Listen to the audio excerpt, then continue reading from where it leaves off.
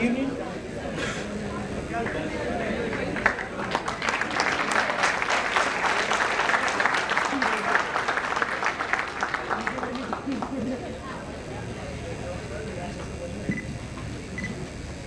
Let me at the very outset wish all of you, my dear lovely students, a very, very good afternoon to each one of you. I want to thank the management and all the dignitaries for yet another chance you have brought me here to Apex University now.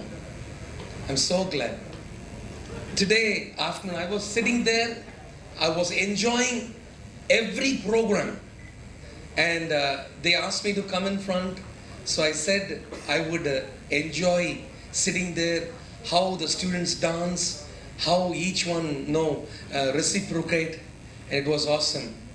And I asked Mr. Rajat, always he had been backing me like a pillar for translation. So today he's ready with the translations. But anyway, he said, ask the students if they want the translation, and he is willing to go on with the program.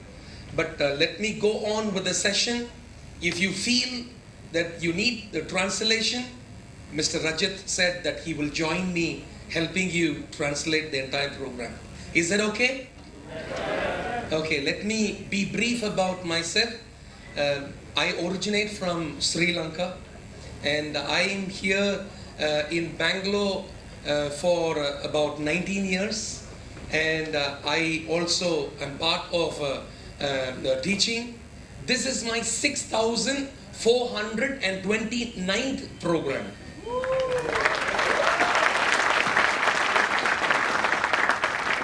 So far, I've reached out to 93,96,711 youngsters like you, and taken them through the life enhancement training program. I'm sure you will enjoy this afternoon. This is a very, very important session time given to me. I'm here before you to communicate the vision of Dr. Sagar Mal Junewal. With what vision he started this entire program. I was sitting there, and Professor was explaining how with great difficulty the journey was, and he had a vision. And so awesome that his son Dr. Ravi Junewal is carrying the fire and vision. And today is not there. I really want to give my heartfelt appreciation to such vibrant youngsters who are carrying the father's vision. In fact, to start off with this program, I am reminded in the year 1869, there was a man called John Roebling. John Roebling was a great engineer. He wanted to build a bridge across the river because he saw people traveling 1 hour and 40 minutes around the river, and they were reaching the destination. And John Roebling said, if only I build a bridge, people can reach in just 40 minutes. He went with a proposal to start the bridge work. Unfortunately, the government did not sanction the project. He was sitting there very sad in his home. His son Washington was also a fresh engineer. He came home and saw the father very sad. He asked, Daddy, what happened to you?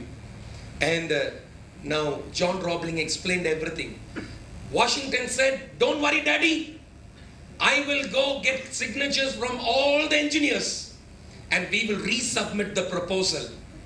He went around, gathered all the signatures from all the fresh engineers. They resubmitted the proposal. The government said, we will give you permission, but if there be any accident in the site, we will not take any responsibility. So Washington, John Roebling, everyone, they said, we will take responsibility. In the year 1869, July 26th, they started the bridge work. They had to keep bombs to break the grounds. In the third month, there was an accident. A big rock fell on John Robling's head, and there in the site he died. Another big rock fell on Washington's head, and Washington fell in the coma stage. Washington was married at a younger age.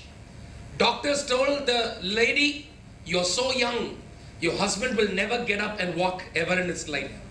You go get married again." His wife said, "I love my husband so much, I will serve him till the end of his life or till the end of my life." She was serving Washington, taking care of the clinical medical treatments. After 6 months, she noticed husband's one finger was moving. And she called the doctors and said, "My husband's one finger is moving." Doctors said, "You are mad. As if you know better medicines than us." And they shut her mouth. The wife kept on watching the husband's fingers. It took 3 months more for her to understand. Husband was trying to communicate with one finger. And if he tapped once, it meant the letter A. If he tapped twice, it meant the letter B. She took a paper and pencil and started writing letter by letter.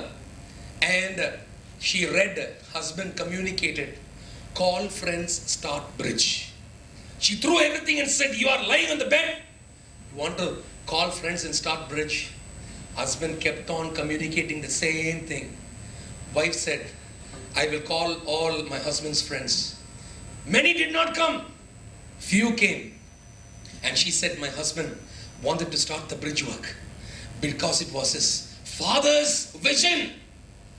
And the friends looked at the wife and said, "We don't understand this finger communication. You come on, tell us what your husband is communicating." And wife started writing letter by letter. And all the friends, what work they have left out, they again restarted the bridge work. In the year 1870, in the month of October, they started the bridge. Everything was designed just by communication of the husband with one finger. 13 years. In the year 1883, they completed that bridge. You know which bridge was that? The Great Brooklyn Bridge was built by a bedridden man.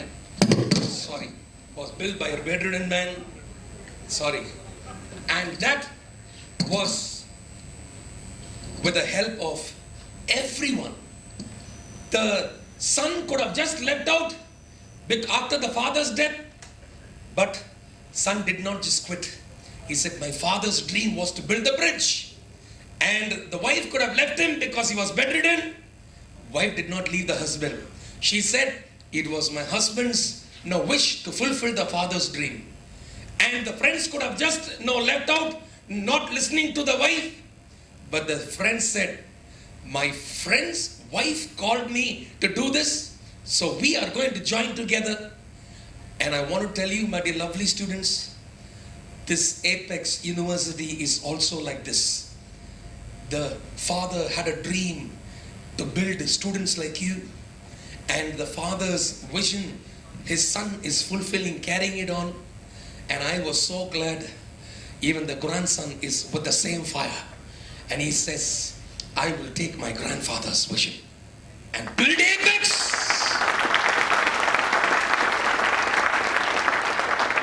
Wow. Superb. The entire family and the management, my salute for you.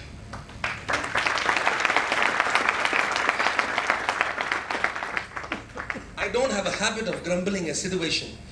My team members had everything ready, but they said, more than the lapel mic, our cordless mic is very powerful. So I said, "Give me the powerful mic, then how are you going to hold this mic and how are you going to perform?" I had an idea. I tied the mic with a rope. I'll put it around my neck and that will come along with me and I will perform. Thank you. You want the translation?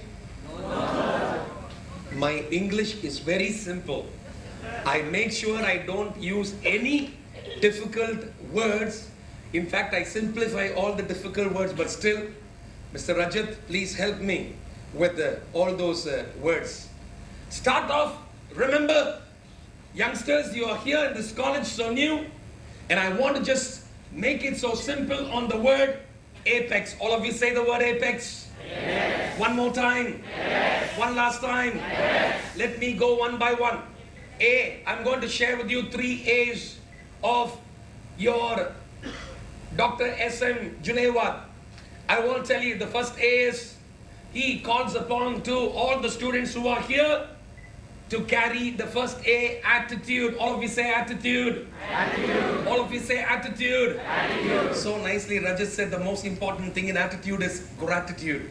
If you have the gratitude, you will have the fortitude. If you have the fortitude, you will create the magnitude. If you create the magnitude, you will reach the altitude. Attitude has so many things. Yes, please don't think that attitude is just one word. Attitude means a lot.